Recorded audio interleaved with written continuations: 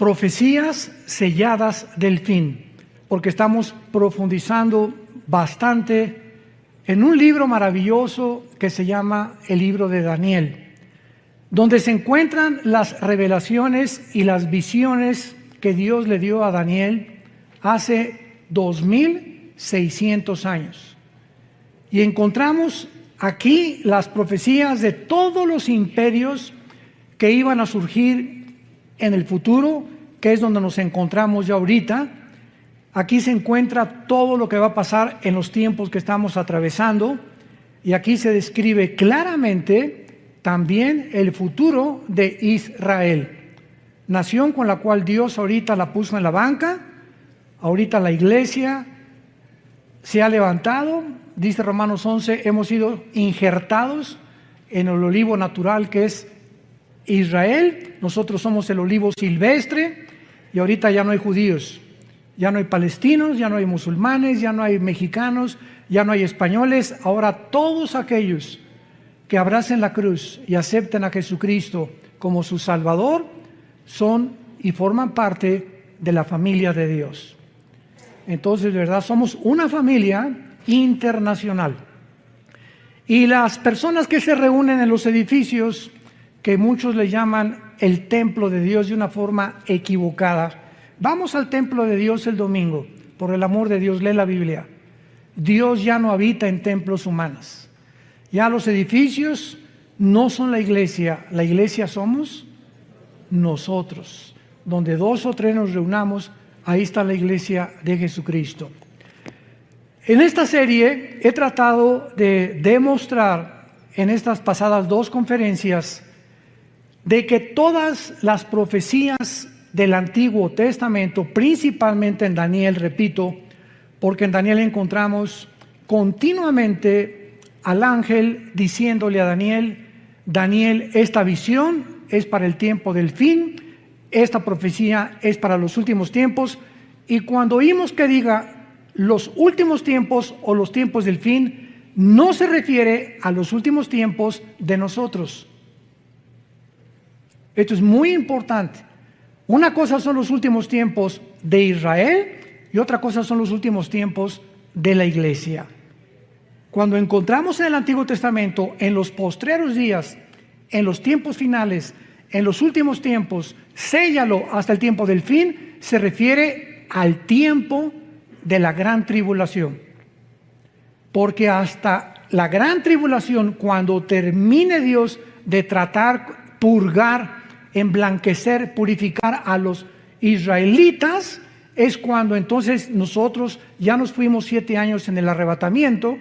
Jesús ya en cualquier momento viene por nosotros, antes de que este mundo que se encuentra en el abismo, el mundo actual se encuentra en el abismo, en la orillita. Hemos llegado al final a la total depravación, degeneración, confusión a la que el ser humano hubiera podido llegar después de que en el siglo XX y la tecnología y llegamos a la Luna y el Marte y la biometría y las comunicaciones internacionales y las redes sociales, y lo único que hemos hecho hasta ahorita es el ridículo. Nunca la confusión política había sido tan grande como ahora. Nunca con la tecnología que hemos alcanzado y con los descubrimientos científicos que se han hecho desde 1954, que se descubre la molécula del ADN por los doctores Crick y Watson norteamericanos, nunca, jamás habíamos llegado a tanta confusión científica. Ahora ya está cayendo, derribándose la famosa teoría de evolución. Ya lo que descubrieron en Israel hace 1 o 2 semanas hizo polvo la evolución. El descubrimiento del ADN hizo polvo la evolución.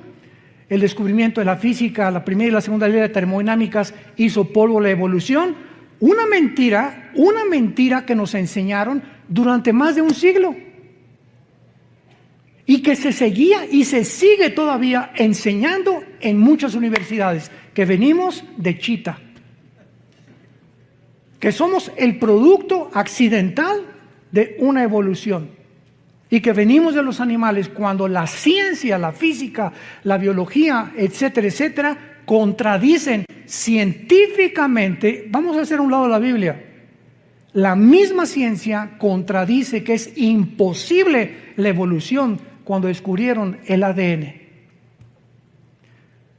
Sin embargo, esto nos enseña que cuando una mentira se repite 100 años, se acaba aceptando como una verdad. Dice el profeta Isaías, detuvieron la verdad. Y como el ser humano carece de iluminación para saber cuál es la verdad, el mundo tenía forzosamente que llegar al punto en donde nos encontramos.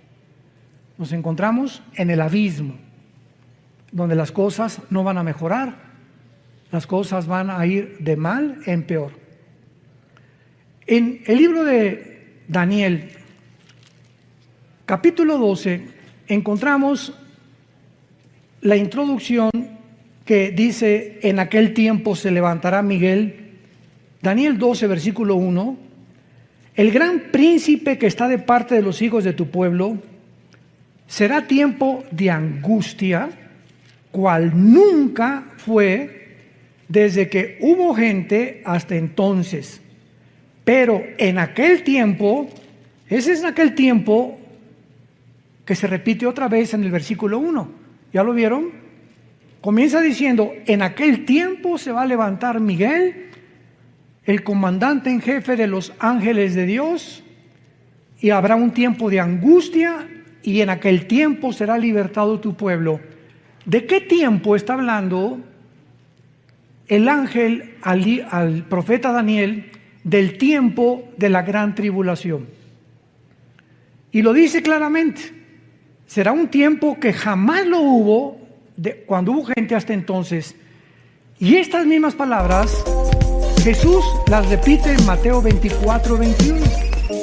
Porque habrá gran tribulación como nunca el ser humano la ha visto jamás.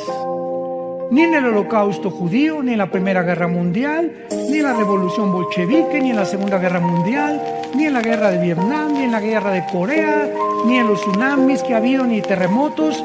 Lo que va a pasar sobre el mundo es algo inusitado que jamás en la historia se había visto. ¿Por qué? Bueno, cuando ya vamos al libro de Apocalipsis, vemos la respuesta.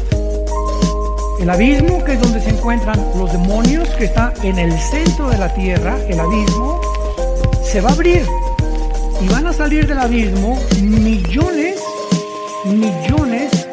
de espíritus demoníacos para atormentar a los seres humanos mental y físicamente en los tiempos del anticristo. Al mismo tiempo que los demonios van a salir todos en libertad, imagínense abrirle las cárceles, en las cárceles federales, las clases de máxima seguridad ahorita a todos los criminales del mundo. Imagínense lo que podría suceder. Pues esto sería como Disneylandia comparado con los demonios que van a salir. Agreguémosle que el anticristo va a tener poderes sobrenaturales, señales engañosas. El falso profeta va a hacer llover fuego del cielo. Y en ese tiempo los habitantes de este mundo van a creer realmente que son extraterrestres. Les van a adjudicar poderes de otros mundos. Y agreguémosle todavía que aparte de las señales y milagros y todo lo que está pasando, Satanás baja al mundo. Ahorita dice Efesios 2 del 1 al 3 que es el príncipe de la potestad del aire. Ahorita Satanás opera en el aire con las ondas de comunicación, con el espectro electromagnético, con todo lo que es el magnetismo, la energía. Desde ahí ahorita está él controlando radios, programas, televisión, medios de comunicación, etcétera, etcétera, para hacernos creer lo que oímos en la mayor parte de los medios de comunicación. Pero Satanás no baja solo al mundo, lo acompañan los ángeles caídos. Entonces el mundo se convierte en la habitación de demonios, de señales, de milagros mentirosos y de Satanás con sus ángeles caídos que, repito, crecerán extraterrestres. porque los ángeles tienen forma humana cuando se manifiestan en el mundo. Dice en 2 Corintios que Satanás se disfraza de ángel de luz. Esto es a lo que se refiere hace 2600 años el ángel que le da estas palabras al profeta Daniel. Y vemos nosotros, aparte de todo esto, ¿verdad?, que la Biblia continúa explicándole a Daniel en el versículo 2, y muchos de los que duermen en el polvo de la tierra, o sea, en el tiempo de la tribulación, serán despertados, o sea, va a haber una resurrección. Unos para vida eterna y otros para vergüenza y confusión perpetua. Damas y caballeros, santos de Dios, no todos vamos a resucitar al mismo tiempo. Pongan mucha atención. No todos vamos a resucitar al mismo tiempo. Va a haber la primera resurrección que Cristo menciona en Juan capítulo 5, y muchos serán despertados para vida eterna y otros para condenación eterna. Muy bien. En lo que se llama la primera resurrección están involucrados los santos del Antiguo Testamento y nosotros, los santos de la iglesia. Y la otra resurrección para condenación se encuentra hasta Apocalipsis 20, del 11 al 15, que se llama el juicio del gran trono blanco, donde van a resucitar los incrédulos o todos aquellos que rechazaron las leyes y los mandamientos de Dios. Pero vayamos a ver por qué decimos que hay un orden en la resurrección, porque Dios es un Dios de orden. Vayamos a la primera carta a los Corintios, capítulo 15, y veamos con muchísimo cuidado de qué forma el apóstol Pablo describe este orden de la resurrección que iremos desarrollando a continuación. 1 Corintios 15, versículo 20 en adelante. Mas ahora Cristo ha resucitado de los muertos, primicias. Esta palabra, apúntalo en tu Biblia, es primeros frutos. Primeros frutos. Es la palabra griega aparche, como suena aparche, que se refiere a la fiesta de los primeros frutos de Israel. Acuérdate que primero era la Pascua, después venía los panes sin levadura, después venía los primeros frutos y después vino Pentecostés. Y quedan 3 fiestas para poder terminar el plan de Dios. Entonces, cuando el apóstol Pablo dice que Cristo es el que cumplió la fiesta de los primeros frutos, porque Jesucristo es el primero en toda la historia del ser humano que resucitó sin volver a morir. Cuando Dios resucitó a Lázaro, volvió a morir. Cuando resucitó a Tabita, volvió a morir. Todos los casos de resurrección que encontramos en la Biblia volvieron a morir. Pero Cristo es el primero, por eso se le llama en Colosenses el primogénito de los muertos. Es el primero en su género, que lo significa primogénito, primo de genes, de su generación que seguimos nosotros, que resucitó. Muy bien. Versículo 21. Porque por cuanto la muerte entró por un hombre, también por un hombre la resurrección de los muertos. Porque así como en Adán todos mueren, también en Cristo serán todos vivificados. Versículo 23, lean con mucho cuidado. Pero cada uno en su debido orden. Y esta palabra tagma, que en el griego es orden, significa un orden de soldado raso, cabo, teniente, coronel, nos habla de que cuando hay un orden, hay, ¿verdad? Primero después el segundo, el tercero, el cuarto y el quinto. Entonces, la resurrección de los muertos va a seguir un orden establecido por Dios.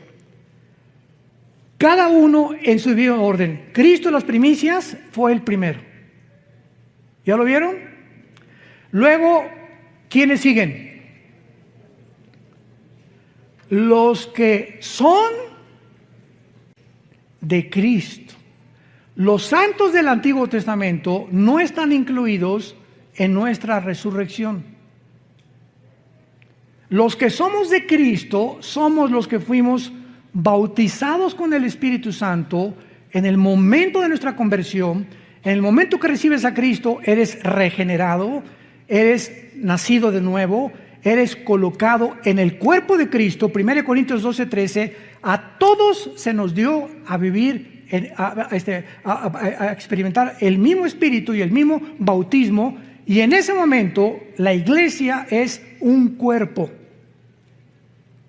y la cabeza es Jesucristo. Y en la iglesia unos son una oreja, otros son mano, 1 Corintios 12, otros son las piernas, otros son los dedos, etcétera, etcétera. La iglesia tiene una manifestación de dones y de talentos de acuerdo a la soberanía de Dios.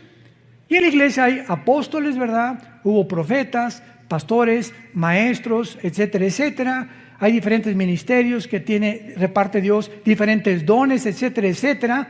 Pero todos los que desde Pentecostés hasta nuestros días, cuando venga el rapto, vamos a resucitar.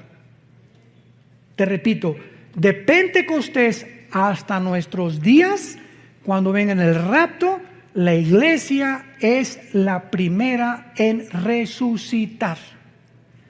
Vamos también, antes de regresar a Corintios, a ver en Primera de Tesalonicenses esta verdad. Capítulo 4. Primera de Tesalonicenses, capítulo 4. Y dice así, versículo 13. Tampoco queremos, hermanos, que ignoren acerca de los que duermen, o sea, de los que han muerto, para que no se entristezcan como los otros que no tienen esperanza. Pero si creemos que Jesús murió y resucitó, así también traerá con Jesús ¿a quiénes? A los que durmieron en Él, que somos la iglesia. Los santos del Antiguo Testamento no forman parte del cuerpo de Cristo. Y esto ya le explica Pablo en Efesios capítulo 2, que tanto los judíos con el Antiguo Testamento ahora y griegos, ahora no hay judíos, ahorita no hay un pueblo de Dios Israel, ahorita somos todas las personas de todas las naciones que formamos parte, y que cuando recibes a Cristo te conviertes, nos convertimos en hijos de Abraham.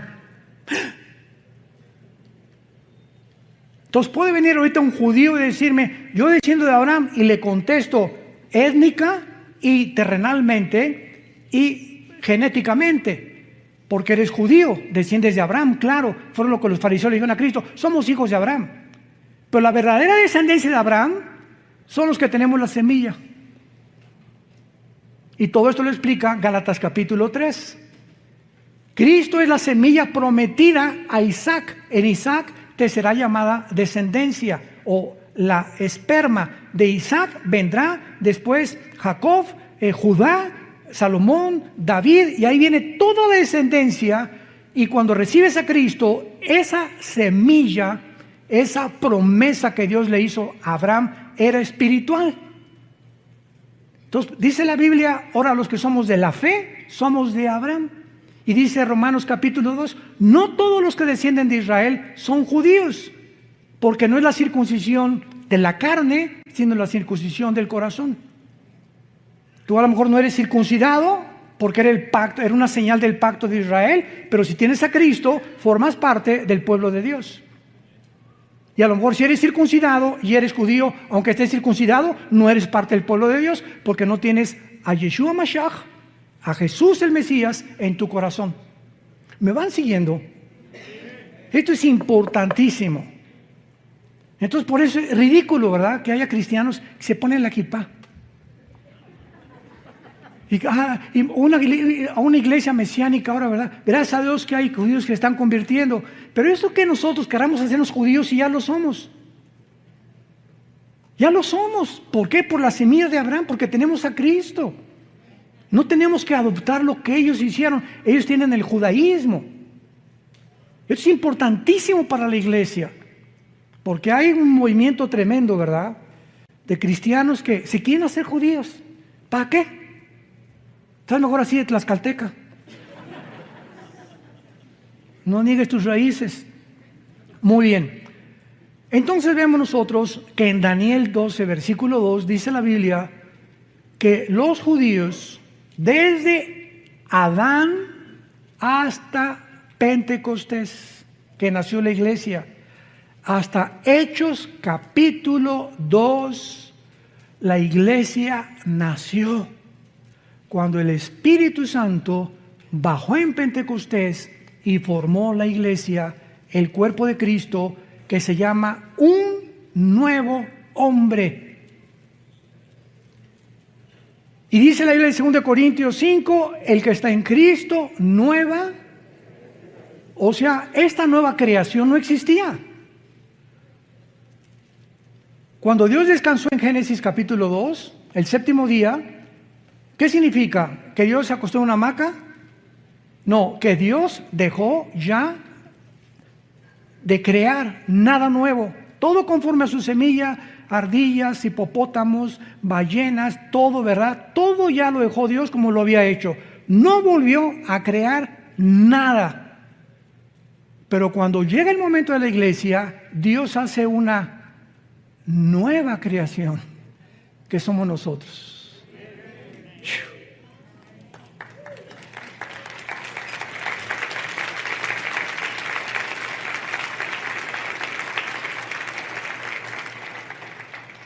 Y este hermano, ¿por qué no guarda el sábado?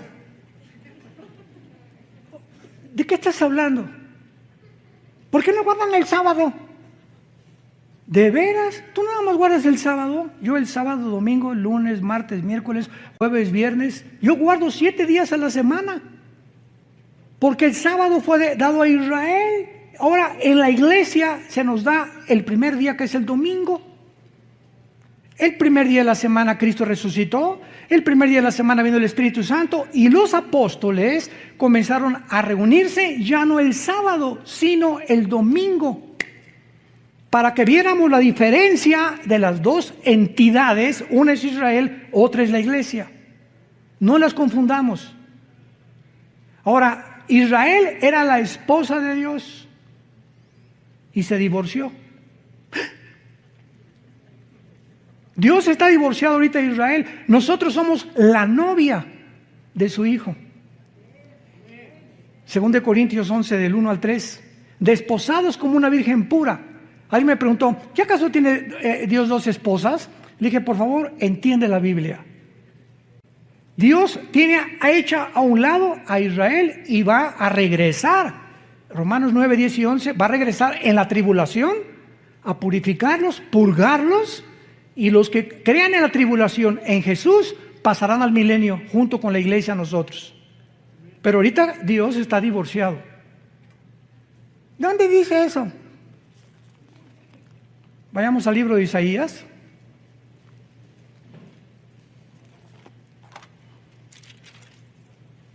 Capítulo 50. Isaías 51. Así dijo Jehová, ¿qué es de la carta de divorcio? La palabra que se escribió es repudio en el hebreo y en el griego es shorin, que significa separación o divorcio. Está preguntando Dios, ¿qué es de la carta de divorcio de vuestra madre, de la cual yo la repudié? La madre es Israel, de los judíos. ¿O quiénes son mis acreedores a quienes yo he vendido? He aquí que vuestras maldades son vendidos y por vuestras rebeliones fue repudiada vuestra madre, que es Israel. Compáralo con Jeremías, capítulo 3, antes de que me llames hereje. Versículo 8. Jeremías 3, 8. Ella, está hablando de Israel, vio que por haber fornicado la rebelde Israel, yo la había despedido y dado carta de divorcio. Dios le está explicando tanto a Jeremías como a Israel, yo estoy divorciado de Israel. Pero no tuvo temor la rebelde Judá su hermana, sino que también fue ella y fornicó. ¿Por qué Dios se divorció de Israel? La fornicación que Israel cometió era venderse a las naciones. Espiritualmente en el Antiguo Testamento la fornicación es un símbolo de unirte al mundo.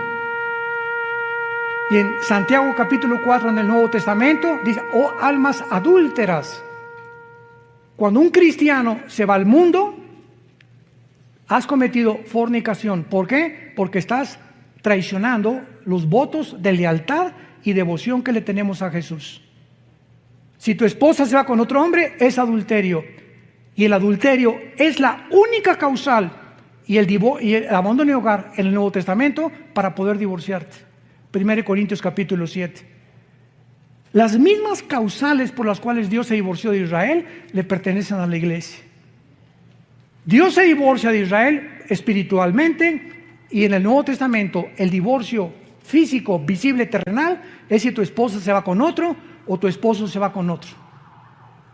Es la única causal, no hay otra causal más que el divorcio y el abandono de hogar. Que te diga a tu esposo: adiós, dile: adiós, gavilán pollero.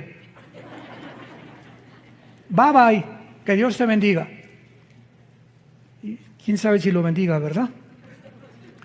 Bueno, entonces, esto es importante, ¿verdad? El Dios del Antiguo Testamento está divorciado, y ahora nosotros, la iglesia, que somos un nuevo cuerpo, somos una novia de su Hijo Jesucristo. Qué grande demostración que la iglesia e Israel son dos entidades completamente diferentes. Porque hay enseñanzas cristianas donde mezclan y dicen: no, ya Dios acabó con Israel, ya no hay, la iglesia tomó su lugar, etcétera, etcétera. Y esto no lo enseña la Biblia. Dios le dice a Israel: adiós, ahí nos vemos. Y Jesucristo dijo en Jerusalén, cuando lo iban a crucificar el domingo de Ramos: Baruch Hashem Adonai Eloheinu. Bendito me dirán el que viene en el nombre del Señor, hasta que Jesucristo regrese.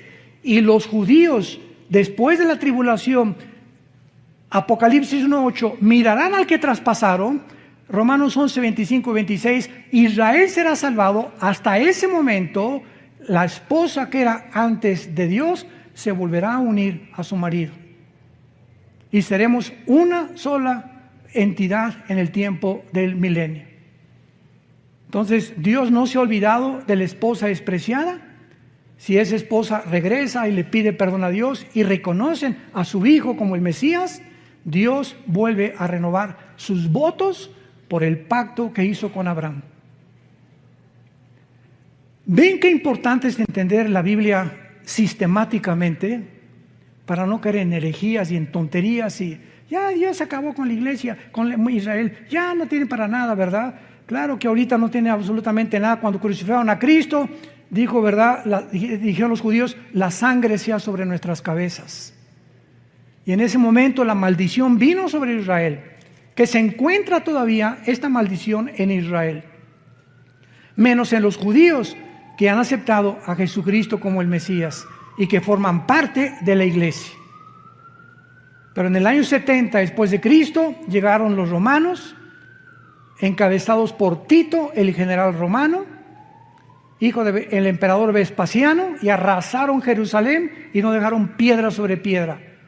Y desde el año 70 hasta 1948, Israel no tenía templo, no tenía nación, no tenía absolutamente nada. Regresaron en el 48 para despertar, para resucitar nacionalmente, porque la Biblia habla de dos regresos de Israel. Ya regresaron nacionalmente, regresarán espiritualmente en la gran tribulación.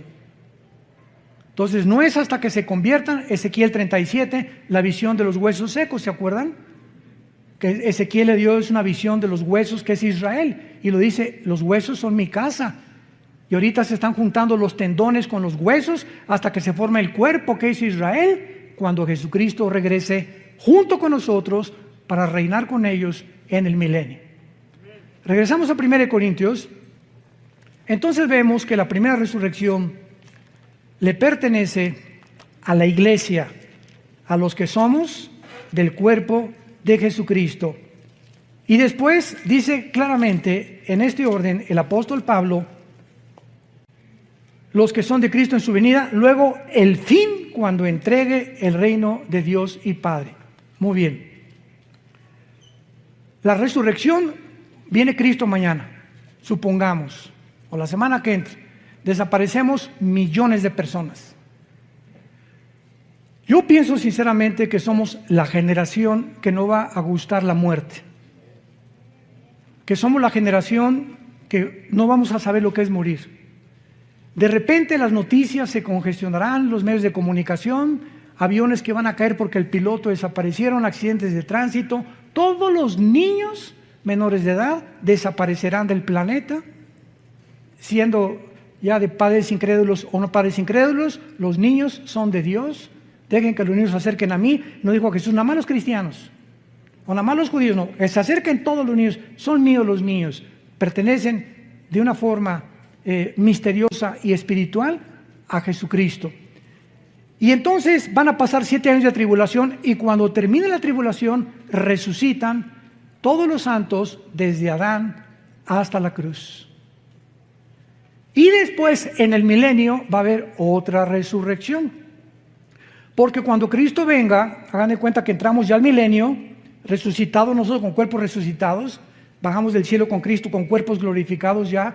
Pero cuando venga Cristo, dice Zacarías capítulo 13 versículo 8, que una tercera parte va a sobrevivir la tercera guerra mundial.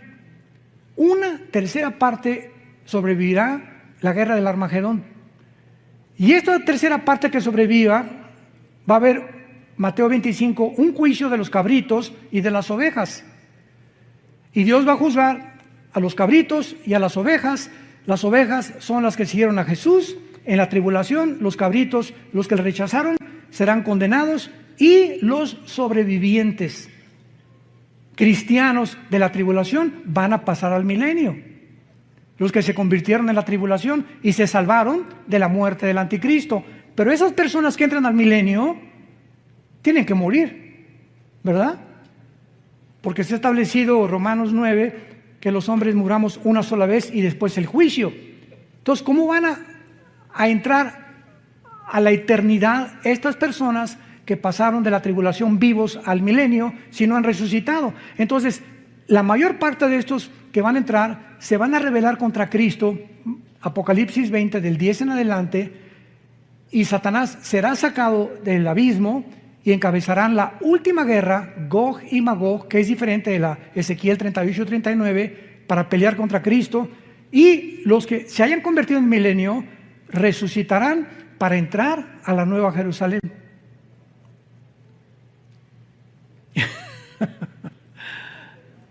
Qué maravillosa es la Biblia, ¿verdad?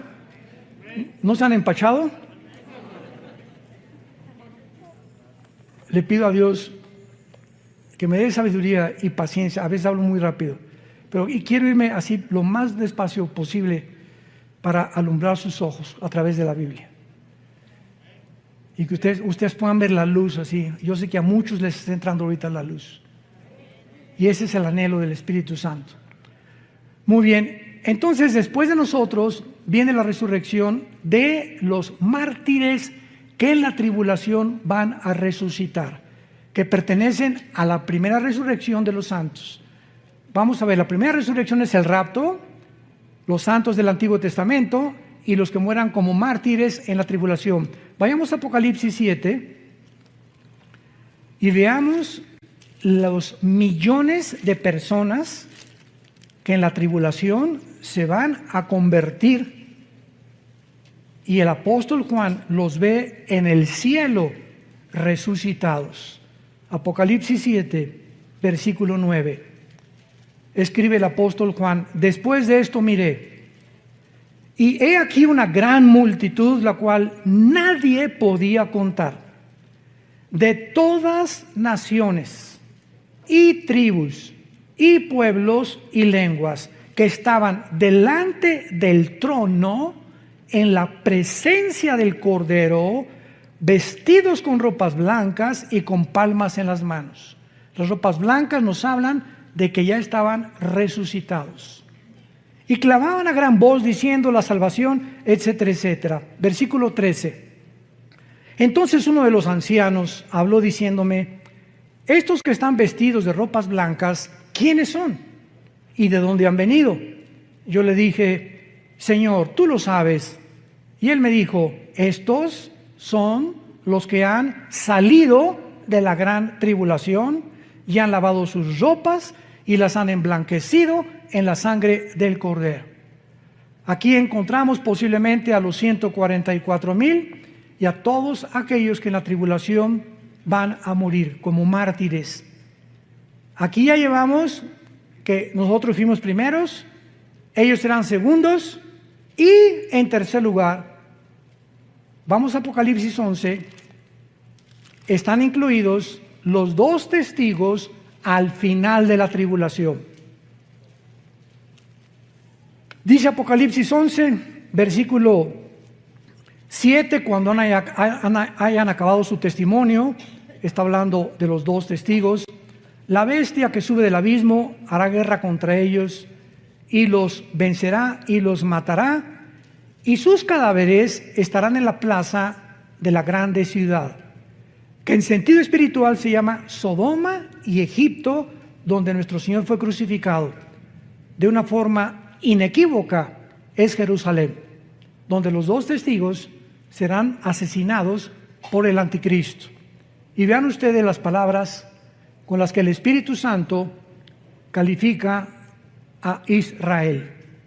Israel se convertirá como Egipto, que es el símbolo del mundo, y como Sodoma, que es el símbolo de la depravación moral.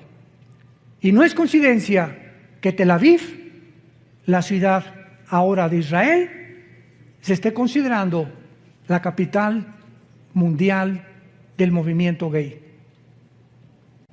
Tel Aviv es ya la capital del movimiento gay en el mundo. Y hay cantidad de cristianos evangelizando a todos estos hombres y mujeres que necesitan a Jesús. Porque Jesús murió por todos aquellos, por más pecador que tú seas, Cristo te ama. Pero Él te pide que te arrepientas de tus pecados y que entiendas que los géneros no se pueden tergiversar ni pervertir. Solamente hay 2 géneros, varón y hembra, nada más. Esta semana, el gobierno americano acaba de declarar que en todos los pasaportes nuevos de Estados Unidos se incluya el tercer género. En todos los pasaportes desde esta semana americanos, norteamericanos, viene incluido el tercer género. Si tú le quieres poner otra cosa. No nos vamos a profundizar en eso. Y entonces van a ser asesinados, versículo 9, y los de los pueblos, tribus, lenguas y naciones verán sus cadáveres por 3 días y medio y no permitirán que sean sepultados. Los moradores de la tierra se regocijarán, se alegrarán y enviarán regalos unos a otros, porque estos 2 profetas habían atormentado a los moradores de la tierra.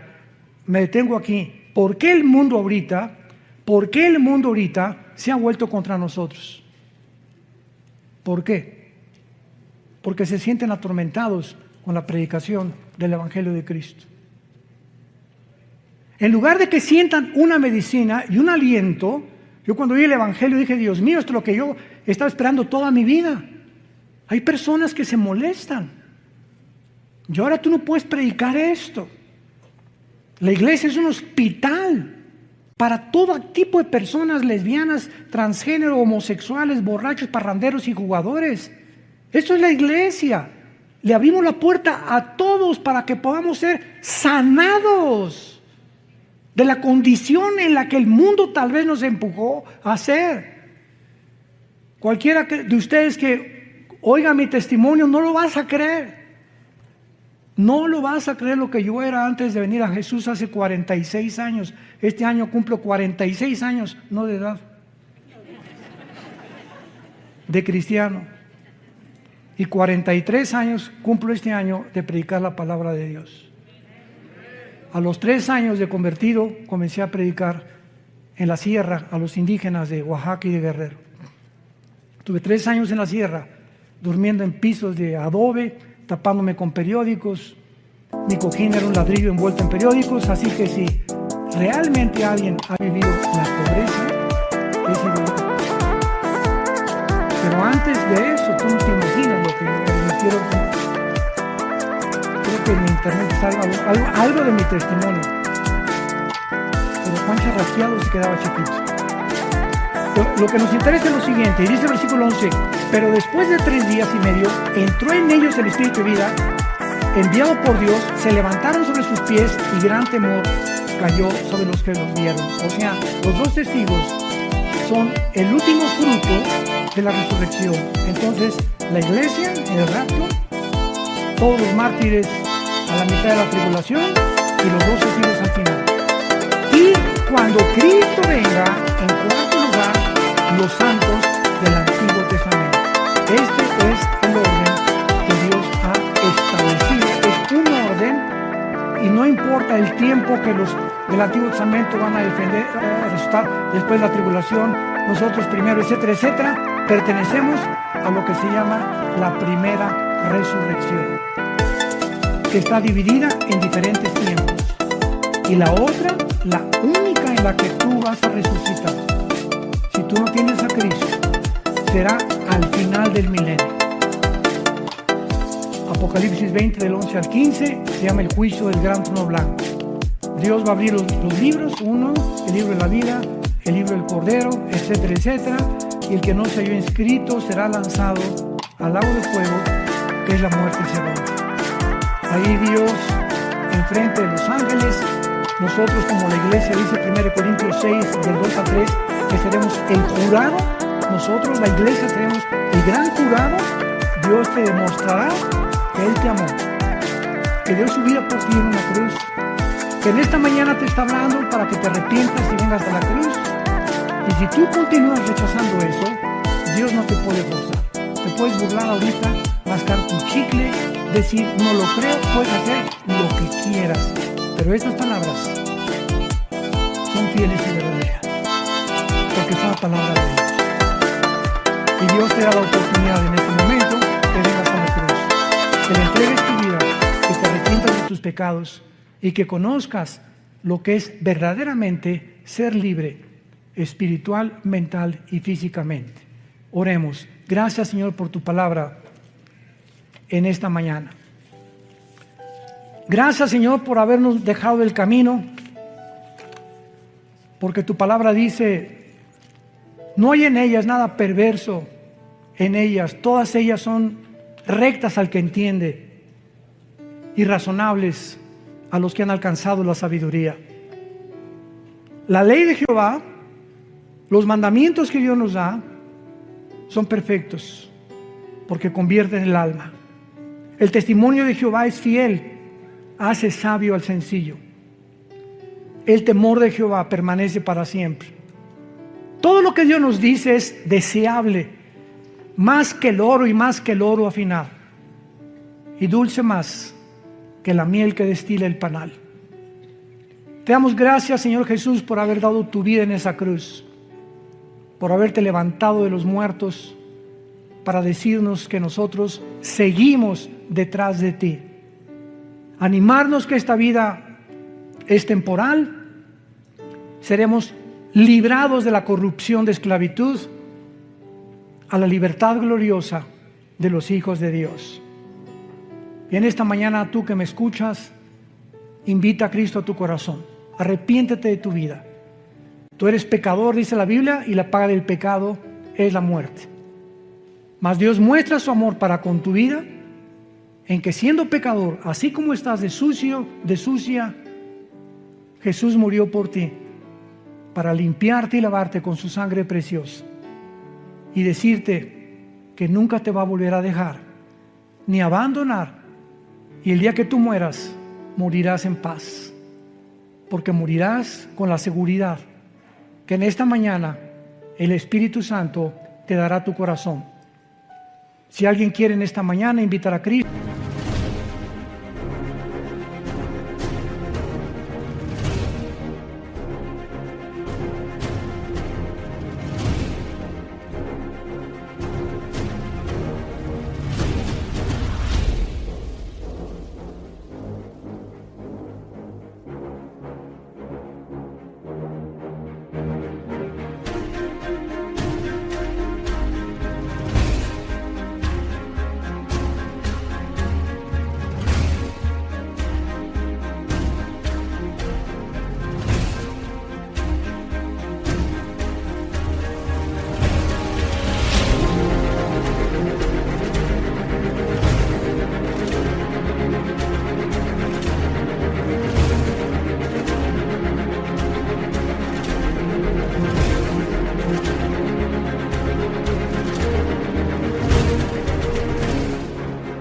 a ustedes que nos ven por la televisión, dile estas palabras: Señor, te pido perdón por mis pecados.